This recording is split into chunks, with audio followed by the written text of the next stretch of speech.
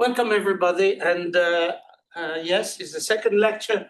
And as anticipated yesterday, magnetic relaxation and then ground state energy of knots and links is relevant to a number of different research areas, including a little bit of string theory. But anyway, here we go, very simple. And the summary, I'll start with beautiful pictures of the sun. I invite you to go on time to time to an observatory and observe the sun's activity. I was totally in love when I did that because it's an experience, I tell you. Anyway, twist localization and inflectional instability will be one aspect I focus on resolve. Magnetic knots and energy relaxation. And then topological bounds on minimum energy states is a lovely area of research. And then I'll focus on ground state energy of zero frame knots and links. And how to say, evidently, please forgive me, but you will see lots of references to my own work because I'm supposed to do this. But if you want to know more, etc., either you send me an email or you see from a couple of papers that will be uploaded. Right, magnetic versus bending energy is the very final touch on this because not only magnetic energy is important, but there is a connection with the elastic energy of harmonic wires, for example. And so this is also something that I'd like to mention very briefly at the end. So this is our sun. You see the dot, the green dot is basically the Earth size, okay? So this just gives you an idea that we are, of course, a distance away and we receive not only light, visible light, but all other electromagnetic stuff from the sun. Here is a picture of an event. This is a burst of energy, one of the gigantic bursts of energies from the sun. The sun is basically a boiling pot, and everything goes on with magnetism as well. And of course, all sorts of frequencies. This is a rendering, a numerical simulation rendering of the sun's activity. You see these filaments, and these filaments represent magnetic fields. And magnetic fields are carriers, if you like, of energy. 90% of the energy that is released from the sun is captured and present in coronal loops. Here I can talk about magnetic fields, but like vortex filaments, vorticity is a mathematical concept, the curl of velocity. Vorticity is not there to touch it, so to speak. It's just the curl of the velocity at the core of a vortex. There is a low pressure presence, and so it attracts things and it curls around with dust or whatever. Similarly, magnetic fields. What are real are particles, and particles are trapped by magnetic fields. And so technically speaking, instead of magnetic loops, you should say, if you talk to a physicist, plasma loops, plasma particles that are captured by the presence of magnetic fields. So magnetic flux tubes or magnetic filaments are similarly as vortex filaments in a mathematical abstraction for these things. Okay, these are, I should say, coronal loops and plasma loops. Let me say magnetic fields. Okay, this is the solar surface, and these are gigantic arches of magnetic lines. And as I said, 90% of the energy in all frequencies are captured by these loops. And you have to think like a magnet. There is a foot point where they originate, an end point where they die, and sometimes they are not so visible, and sometimes they are very visible. Notice this is a picture of 20 plus years ago. If you go on internet, you see very, very beautiful and very fine structures of the sun that makes that has these arches everywhere. Okay, so there is an abundance of braided coronal loops, and it's nice to use topological techniques to analyze these things. So we have to go from, let's say, knots to braids. You know very well how we do this through a number of techniques that go back in the 70s or even earlier. But here I just show you how to transform a knot into a braided close braid form. So this is the final result. We have a close braid. And then what we do, well, we think of this close braid maybe as embedding a magnetic field, in this case a torus knot for simplicity, on a mathematical torus. And so we get to this toroidal field. And similarly, we can think of taking, say, a cross-section of this closed braid form as a little model for braided magnetic fields on the sun. So we color appropriately these strands, and then we transform that to a braid form. So people, Beachberger and many others that followed the group now in Dundee, Gunnar Honig, and others in the States, etc., they are doing work on, and they did a lot of work on the braided magnetic bundle. Okay, so you apply techniques of braid theory to analyze the energy content of this braid. And of course, as we will hear tomorrow in my third lecture, of course, this braid may change the topology because of reconnection. At the moment, I want to talk about reconnection, as I said. So this is one of the event, and of course, we can use part of a toroidal, let's say, modeling for studying this thing. Okay, here is my torus knot, magnetic knot. I'd like to anticipate something about this, about toroidal knots, because is relevant from what we will see. This temporarily, this came later than other things that I show you, but I investigated the torus knots in terms of geometry, and it's amazing. It defies a little bit intuition. You think that if you embed a toroidal knot on a torus, then you don't have inflection points. Inflection points meaning points in the curve that have curvature equal 0 locally. You think that curvature is always positive, or curvature is 1 over r, the radius of curvature. Radius of curvature, you think, is always positive, it never goes. The problem is that it depends on the cross-section of the torus, the aspect ratio. The way to understand this intuitively is very simple. Imagine that you have a planar circle. Planar circle, of course, has no inflection point. Radius of curvature is always positive, and then you gradually deform this circle to lie on a very thin torus, And then you enlarge, you inflate the torus to become thicker and thicker. Then evidently from one configuration to the other and to the other, you have to go through inflectional configuration. And there is an aspect ratio of this mathematical torus that is relevant. And here we discover that this is the aspect ratio, the ratio between the large radius and the small radius. And it depends on the winding number. And according to the ratio, there is a critical aspect ratio for which you have, or a critical winding number for which you have several points of inflections.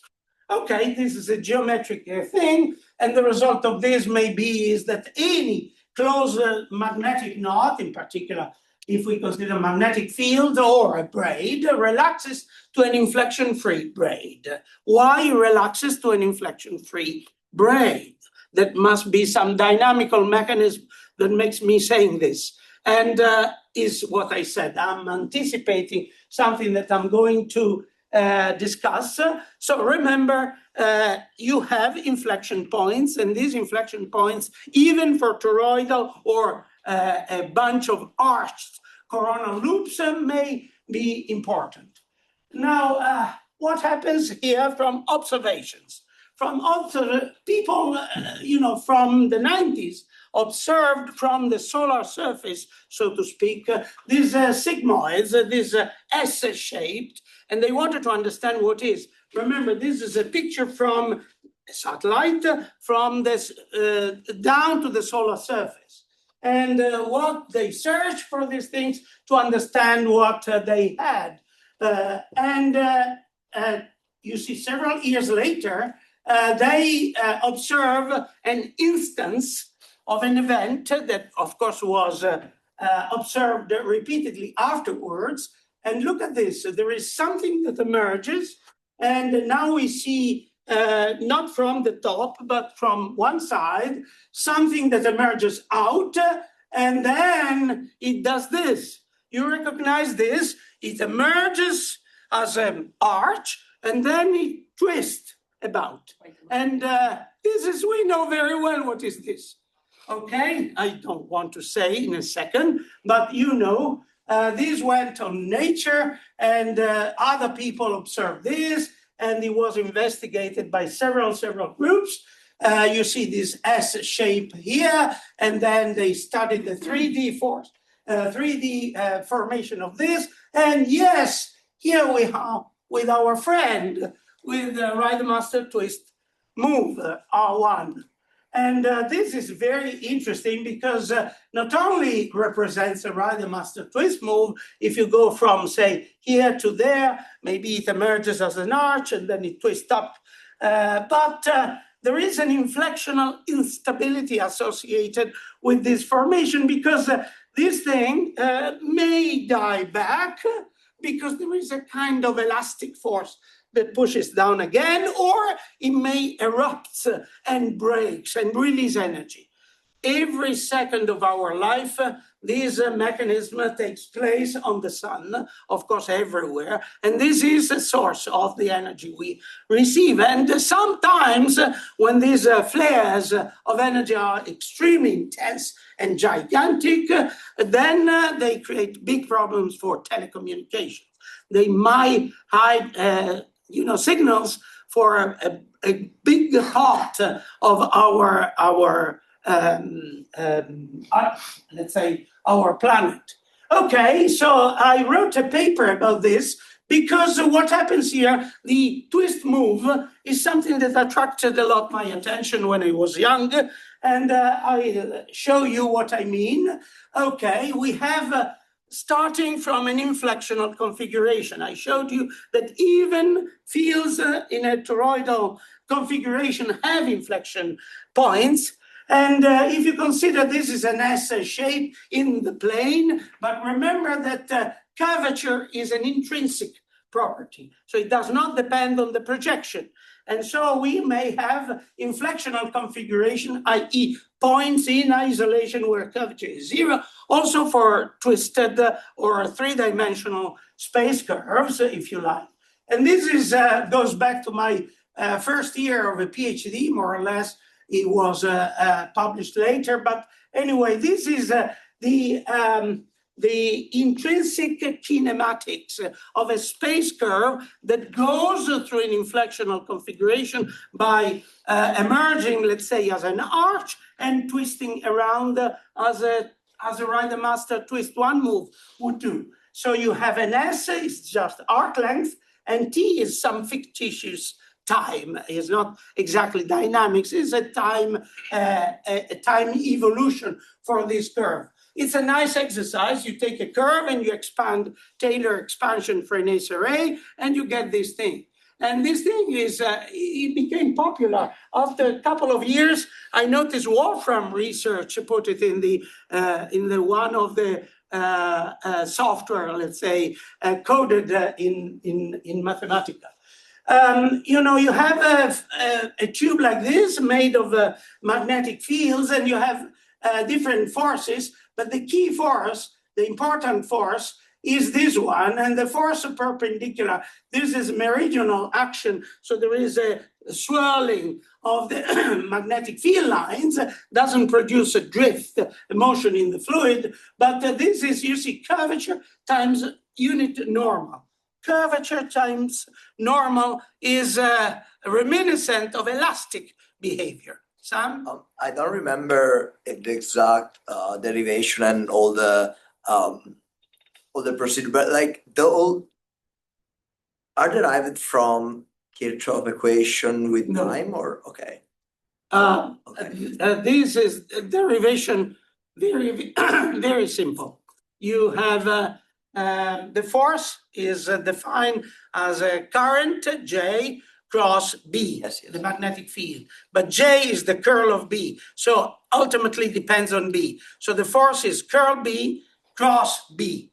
And now you take B as, say, B0, some reference intensity, let's say, of the magnetic field, times the unit tangent. And then you do the curl and all these operations using Frenet array, you get a first term of approximation curvature times unit normal. Is one line exercise. Is there someone that investigates this within the context of Kirchhoff elasticity, if you know? I don't know. Maybe I did. Okay. I can add one thing that is pretty remarkable, but I lost my notes. I remember a long time ago, if you go in the incompressible limit, I'm now switching a little bit to a different topic, but you know what I intend to say. If you go to an incompressible limit, both elasticity and magnetohydrodynamics, you can prove, I don't know how to do it because I forgot, but I know the result. The result is you can prove that the elastic constants you derive from MHD in the incompressible limit gives you the twist, the critical twist for magnetic field to break up, which corresponds for elastic system to what is called writhing instability. Okay. Writhing instability is when you twist a yes, filament and then at a certain point it develops a coil. That's the reason why I asked. Yeah, a coil, a loop. That's the reason why I ask if there's someone who investigates this with Kirchhoff elasticity, because like Alain and other people investigate this within the context of classical elasticity. So I remember I did this. I never published anything, but I know this is in my mind, and it's very, very interesting. In the incompressible limit, the two critical, now I get to critical twist, are playing the same role, except that, remember here, fluids means that they break up. They cannot sustain this formation, this supercoiling. The rotation. But in elasticity they do, and so they supercoil. Okay. Okay, thanks. Okay, magnetic field with twist. We want twist to understand the Riemann twist move, and so we have to prescribe twist in a rather more technical way. The magnetic field is not only along the tangent. Here there is a contribution along the tangent, so BS. That depends eventually also on the radius, the distance from the axis, but there is also a B theta, a contribution from the meridional part. So the two coupled gives you twist, of course, and we have a twist parameter, which is basically the ratio between B theta and BS in polar coordinates. And we assume BS much greater than B theta as it is in nature. The opposite situation is also very interesting, but it's kind of pure mathematical thinking, but also very interesting. So the result is the following magnetic flux tube in inflectional configuration. So when there is an inflection point somewhere, is in disequilibrium. This is not big result because many magnetic fields are in disequilibrium. If the twist is less than this critical twist, it relaxes to an inflection-free configuration. It gets rid of inflectional states. If a twist is above or just about the critical twist, it becomes what people in solar physics or astrophysics say is kink unstable. It cannot sustain the twist and it breaks up. By the way, the twist is inherited almost mechanically from the motion of the plasma at the, let's say, solar surface. Okay, the solar surface is subject to rotational motion. It can be one way or the other way. This is another interesting issue of chirality according to the northern or southern hemisphere of the sun, and then mechanically is transferred to the magnetic fields that get twisted up. So if it is above the critical twist, what the twist gets is above a certain number. It corresponds more or less to 2 full turns of twist. 1.98 is the critical writhing instability, and exactly the same here. It's very interesting. Anyway, okay, and so you imagine that you have your braided stuff with at some point in time and space, you have these inflectional points of curvature. Now imagine that the twist that you inherit from the surface is below this, then what happens is just that it stays there. It stays there, and what happens, it gets very often a hammock configuration, and this hammock configuration is seen, observed, because there is a cloud of cold plasma suspended. That was also another open issue for astrophysical flows and for people working there. They couldn't understand why the cold plasma was sitting there as a cloud, and now it's clarified. And the other thing is that, of course, if twist is above the critical twist, it breaks up. It breaks up and it releases the energy that we get from the sun every second. Okay, so this is instability. Now let's go back to a relationship between magnetic knots and energy. Of course, before I didn't say it, but it's energy that is talking.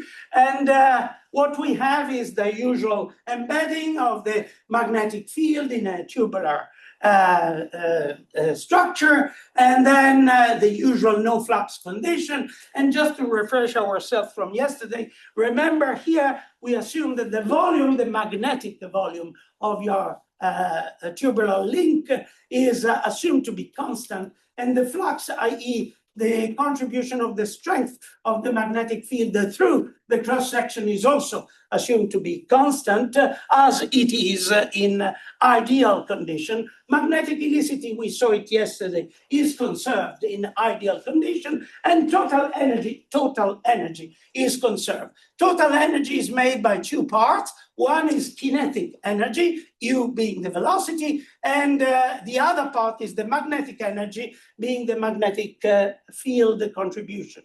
Kinetic energy is therefore a function of time. It changes with time as changes the magnetic energy. All right, so magnetic energy is not conserved and eventually is transferred to kinetic energy when it ignites, so to speak, some dynamics, some motion, etc., etc. The magnetic relaxation process has been investigated by Keith Moffat in several papers. There is one key paper in 1985, and the idea is so simple, as often Keith can do. Great mathematicians have very often very simple ideas. They are opening up a field of research with few steps. Okay, so the magnetic fields are subject to a Lorentz force. We saw this force already acting on a flux tube, and to some simple approximation, you may think of this force as just given by the curvature times the unit normal. We want to understand how the magnetic energy changes with time. So what we do, we enter with ddt inside the integral, and then by rewriting dB dt with the typical Faraday's law that I mentioned yesterday, you have this expression. You rearrange this expression by some vector calculus analysis, let's say. Analysis is not the appropriate word, it's just rearranging things. And then you have the velocity times, you see curl of B is the current, and B is the field. So as I just mentioned, current cross field is just the force, the Lorentz force. So you have U dot F, the force. Okay, so it depends how the relative intensity of these two quantities act on the magnetic tube. Maybe that U dominates, or maybe F dominates. And it depends on which one is more, on average, more strong than the other. If the velocity dominates over the force, then it drives the magnetic field, and that is what we call the dynamo effect. If, on the other hand, the force dominates, remember the force is curvature times the unit normal. So wherever there is a region of the flux tube that is bent, then it goes down, relaxing. Okay, so it's like an elastic wire. If you bend it like this, you put force in it, it likes to stay straight. Okay, here we have the additional thinking that a wire, a harmonic wire, is fixed in length because it's a solid material, whereas field lines are, if I may say, are totally flexible. They shrink in length because my way to think about this is so simple. If you think that the stretching is one action, curving, bending is a second action, and twisting, torsion is the third action. When I say third action, third derivatives of a space, okay? So you see that the first thing to go is higher derivatives is torsion. And then torsion goes, remember, you are left with bending. And if bending goes, for some reason, is straight up, when it's straightened up, then it shrinks. So that is the cascade I have in mind for energy. And it applies, of course, to all sorts of regime, including DNA, elastic models of various things. Near equilibrium, here is the point that Keith made, very interesting. You can approximate the acceleration with the velocity. And this is an approximation that is used, how do we call it in some way, adiabatic approximation in a different, totally different context, nothing to do with thermodynamics.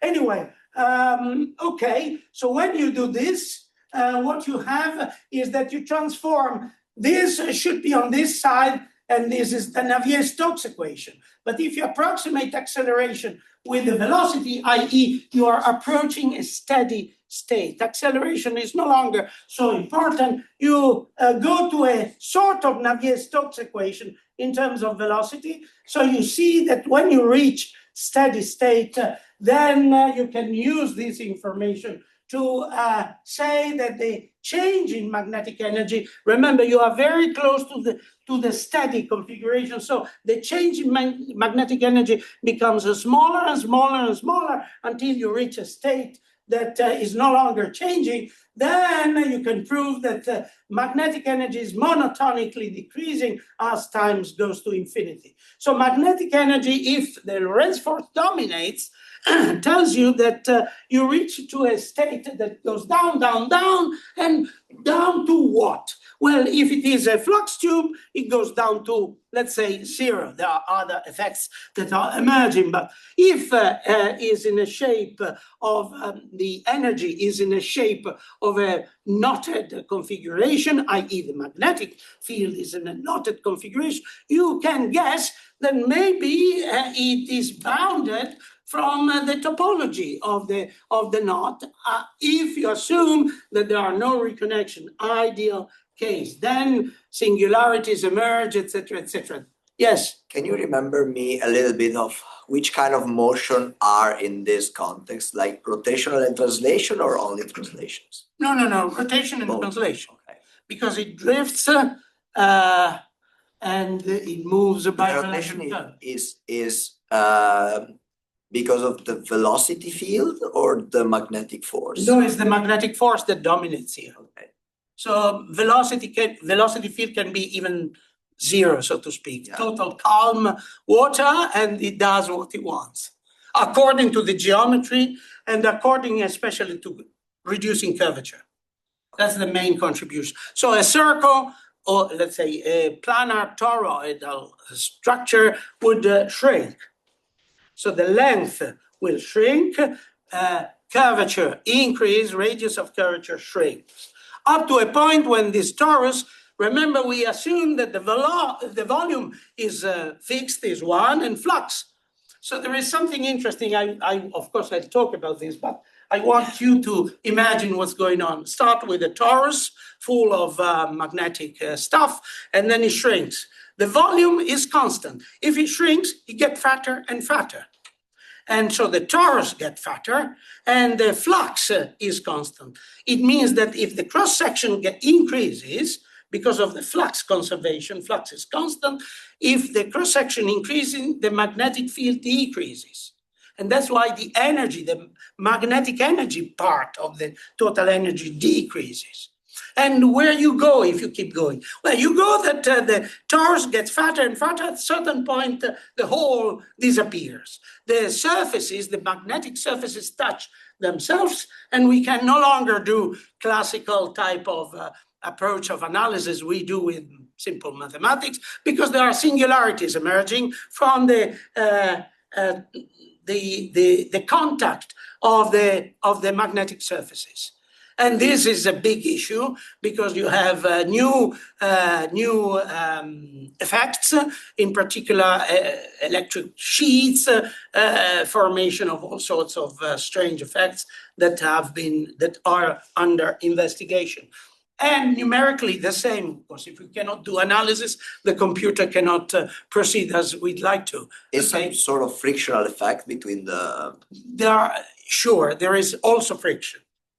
Resistivity and viscosity, in the real regime.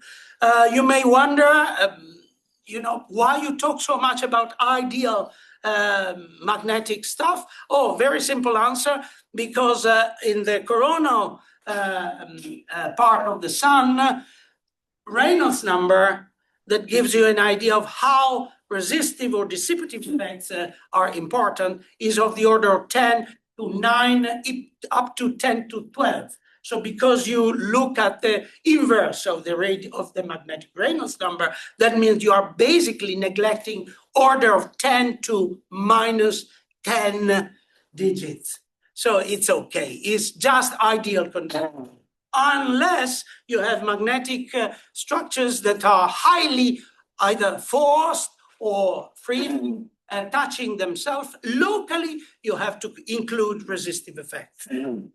Okay, so because of the work of Keith, it became clear much later that topology has a role here to bounce this minimization of energy. I mentioned the toroidal relaxation, but if you have a knotted structure, then maybe knot types play a role. So this is the idea. You have an off link and it relaxes to a fat hop link, as fat as it can get.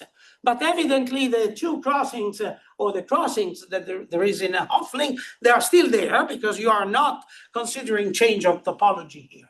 And similarly for a knot, you go to a fat knot. And a fat knot you can anticipate with your imagination, and maybe if you're in this ideal context, maybe it reaches an ideal form, a Platonic form, a perfect form. Why not? It should do this.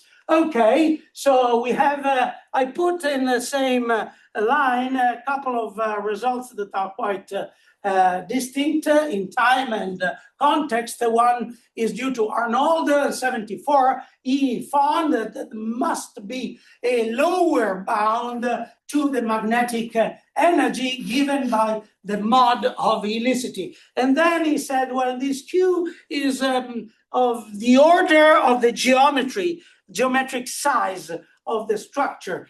So has been left as a puzzle. And the magnetic energy coming from Mike Friedman, you know, as a Fields medalist, Michael Friedman, and he published a great paper in '91 in the Annals of Mathematics. I introduced the average crossing number yesterday, you know, the unsigned number of crossings that you have in your bundle of cooked spaghetti. And then he says the magnetic energy has a lower bound, even by phi. The flux is constant, take it as 1, volume, take it as 1. So it basically depends on the average crossing number. All right, and then we have another result, 1988, and then 90, Mike Friedman and Moffat's paper is a Nature paper, is one of the rare publications where there is, in a couple of lines of mathematics, you have something new. It says that the minimum energy, in the case of Friedman, is the inf, because the question of reaching the minimum was, of course, addressed by Michael. But suppose we reach really the minimum. The minimum energy is given by this little m times this constant, 1. But also in the case of Keith, m is left unspecified. So for me, it was a little challenge to find out what this q in terms of geometry was and what this m was. M, Keith says, must be a topological quantity. And so that was an interesting exercise. So you can prove, and assuming that each component of the link is zero framed, in other words, your ribbon, your central axis plus the neighboring curve makes a linking number 0, that in actual fact, this Q related to geometry is indeed a cubic root of the volume. So the size of the system, Arnold was right, is indeed an indicator of the size of the system. And then this little m left unspecified is actually C-min, is the minimum crossing number. All right, very interesting. So if you go to use some Oyama inequalities for braids, you can also say that the minimum energy is bounded from below by the braid index of the braid. So in general, we have this first result, min is proportional to C-min. Okay, well, good. But then the question immediately was, do not types of same C-min relax to the same ground state energy? And you may guess easily the answer, because you know very well, as you start in the table to see the knots, immediately the 5 crossing knots, there are 2 different 5 crossing knots. So you wonder, do they relax to the same minimum energy? Because so far, the only thing we know is that the minimum energy is proportional to C-min. But in this case, we have similar C-min, same C-min, and you wonder if they really do this. What about the unlink, a number of unlinks? Do they relax to each torus knot going to the so-called unknot fat torus? And what about the 6 crossing, and so on and so forth? So immediately you discover that as you are from 5 crossings up, the number of knot types, of course, they go up. 10 crossing, we have 166 knot types. So do they share all the same minimum energy? So this needs a much more detailed approach. And that was a piece of work, because it's not something that you do as a little exercise. I reconsider the whole thing. I consider, yes, a tubular knot, cross-section circular of radius little a and length L, simple. But then I use the metric system. Is not really Frenet, because this angle theta, so S is the arc length, R is the radius, but the little difference between cylindrical coordinates is this theta includes torsion effects. So that keeps the orthogonality of the systems all the way along the tube. And then I went back to the configuration of B given by these 2 components in order to have a flux. But then I had to insert a fluctuation of the uniform flux you have and makes things a little bit more complicated. So you have a flux in the toroidal direction, longitudinal direction, and the flux in the poloidal directions, i.e. in meridional direction, and they're both contributing, as I did show you before, to twist. This twist is H. I call it H because in Moffat's paper, Nature, he calls H, so okay, H, and is of course the ratio of the two. And then with my former student, Francesca is a professor now, full professor in Bergamo, I can't remember, anyway, and the assumptions are the following. You conserve volume and flux, is called technically the signature of the magnetic field. You conserve circularity of the cross-section. That is a bad assumption because this is fluid and it can deform the cross-section to any shape. But in order to make analysis possible, we preserve cross-section circular, and then this psi, the perturbation of the field, we assume that is independent from the arc length of the flux tube, and finally L is also independent of internal twist. In other words, the internal twist, you assume that is uniform everywhere. And of course, where you have regions of high curvature, etc., this might not be the case. But under these assumptions, you get to a minimum energy state.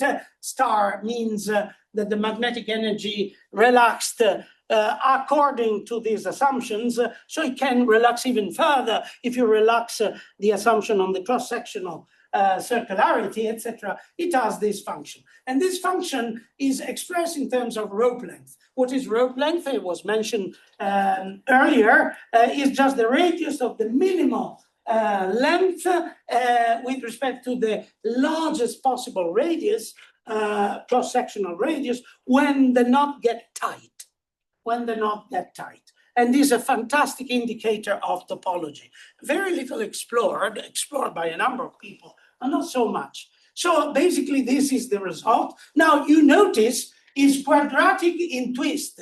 So H twist, if it goes up, then it increases the minimum energy plateau. And we may assume that there is no twist, so we see immediately the role between the magnetic energy in terms of rope length. We'll see. Okay, so these are just the diagrams from this formula. H0 meaning no twist at all, one twist, two twist, three full turns of twist, and you have to start from the tight torus. So the torus that has no hole there. Please. Can you go back a little bit in the previous one? Yeah, the twist parameter locally is sort of this motion, helical motion. Yes. Locally, yes, sure. Okay. Uniform, by the way, all around, independently from the deformation of the tube. So like this H can represent some sort of helicity, something. Sure. Okay. It does. Okay. Okay. All right. So we get this expression. Pay attention to this H to the 4th 3 to the 4 over 3, and so this is the behavior according to change of twist, and this is in agreement with the different analysis by Chui, Atta Chui, and Moffat. Chui gladly went to finances and is now a rich man living in Cambridge. We were graduate students together in Cambridge, and it's a great man. Anyway, I hope he will invest some of his money to science, so that's why I keep in touch with him. That joke. And okay, we go for numerical tightening because this is impossible to do by pen and paper. We have two algorithms. One, the poor Pieransky passed away, I think a long time ago now, is a Sono algorithm, and then a well-known ridge runner by Cantarella et al. And you fix this, you go to H equals 0 just to inspect what's going on, and then you average over the knot class C min, okay? So if you are in the 10 crossing class, you average over 166 knots, and then you want to see at least crudely what's going on, and this is what's going on. So the bars tells you that here I average over 2 knot types, and then the 3 knot types, and so on and so forth, 11 knot types, etc. Okay, and so you see a discrete distribution of this M, the energy normalized, and it goes up as you increase C min. Okay, this is the first result, but then we wanted not to stick to averaging. We wanted to analyze knot by knot what you get.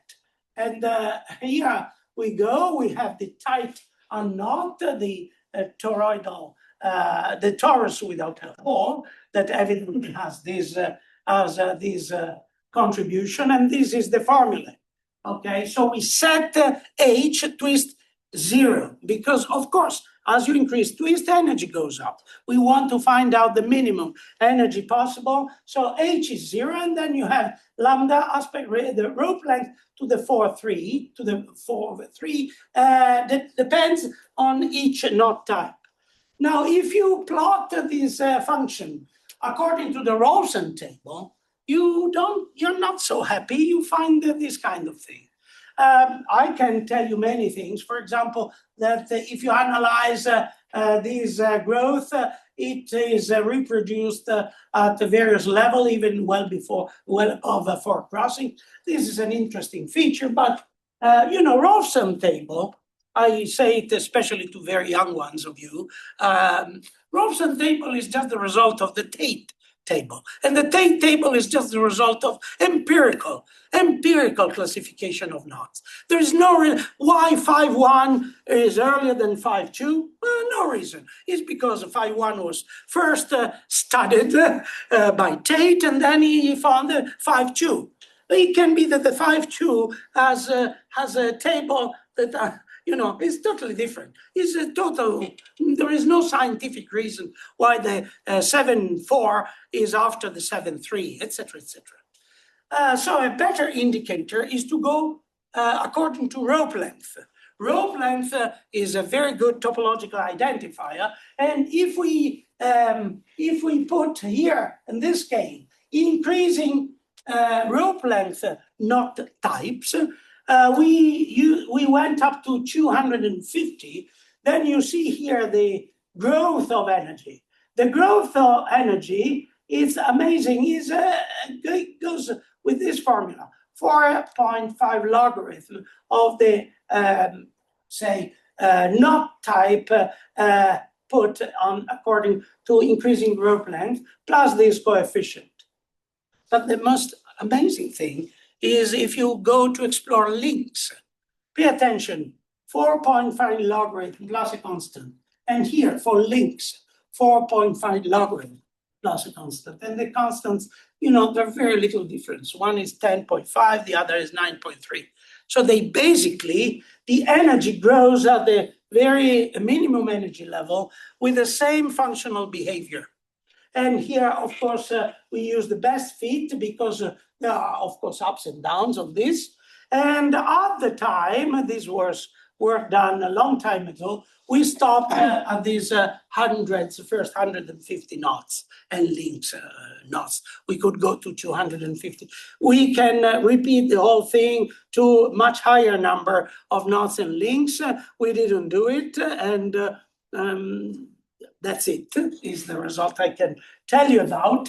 Years passed, so I'm sure people may have done further progress on this. I don't think so, according to my knowledge, but who knows? Now, at a certain point, actually, several years later, I met Francesca at the conference, applied maths and maths, no physics. And I said, Francesca, what about going back to what we did and take bending energy, elastic energy. Elastic energy has several forms, according to my relaxation idea. If it shrinks, is related to length. If it bends, is related to curvature. And if it twists up to torsional energy. So let's have a look at bending energy. And so we did the same stuff.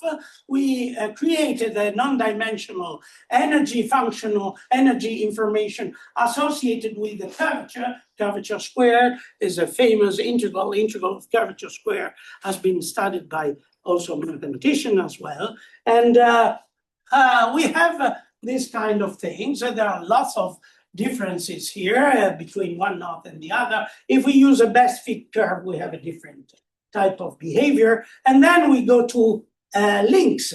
And similarly for links, we get this formula again, coefficients very close to one another. So what about using magnetic energy divided by elastic energy? So non-dimensional forms of both, and we see how they relate to one another. And here is the relationship. So this is the relationship we get for tight knots, and this is for tight links. You see how close these numbers are. And so you may, as often has been told or done, but not written in books, you may think of elastic systems as magnetic systems as elastic systems. I'm not saying something new. Faraday wrote a letter to Maxwell saying magnetic lines behave like a violin chord. They vibrate, and if I so to speak, he didn't say that way, but if I perturb the field line, it vibrates with waves and sound associated with magnetic lines. I tell you a little story, it's a few seconds. You know, I had great luck. I met several great people. At a certain point in California, I met Alphen before, of course, he passed away after a few years. We met. And Alphen contributed enormously, he got a Nobel Prize, contributed enormously to the study of magnetic fields, and in particular on the propagation velocity and perturbation of magnetic lines. And I asked him, I wanted to know how he got this result. And he said, well, I read Faraday, and I thought that these were elastic vibrations.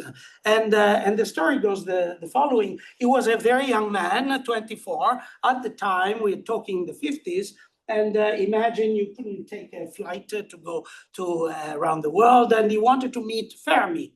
And so he arranged things so that he could go to a conference in Chicago where Fermi was there. And they met, and he talked about the possibility to derive this perturbation from analogy with elasticity. And Fermi was totally against this idea. He said, no. This has nothing to do with, we would say, mathematical modeling. Why? Because Fermi was a particle man, and was a great era of particle physics. He could see things in terms of particles, but come on, he was called the Pope. He could reach with his intuition and mathematics quickly results. So he went back, Alphen, disappointed. But the time he was back, he traveled. You know, young people can go around, don't do any research in Oberwolfach, just enjoying a few minutes presentation and then going around and this is great. It's important, fundamental for mathematics. And by the time he was back, he got a postcard from Fermi.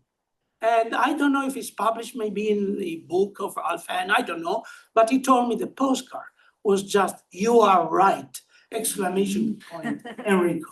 So this is just to tell you how great Fermi was, and the story of these Alphen waves. So here again, we have elasticity talking to magnetic fields. I conclude, this is the last slide, it's a little bit technical. I'll be very brief, but sorry for this. I just want to tell you, people in knot theory assume that according to the knot type, there is a kind of relationship that goes with a constant to the exponent of C min to classify knots. And from there, from my derivation of energy in terms of rope length, you have these relations that we saw, A and B being the constants that you saw, and then you have this expression. So there is a relationship between rope length and C mean.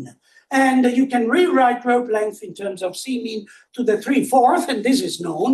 And this is in partial agreement with some of the works that have been done, in particular, the group of Diao and Diao himself, of course. From lower bounds on energy, i.e. assuming volume and flux 1, you have this relationship that I showed you before. And so since on average, the energy has a lower bound in terms of C mean, you can estimate the lower bound to the rope length. And the lower bound gives you the 2.66 C mean to the 3/4. And by using just magnetic field analysis, you can do better than Buck and Simon using a totally different approach to investigate this relationship in pure mathematics context. And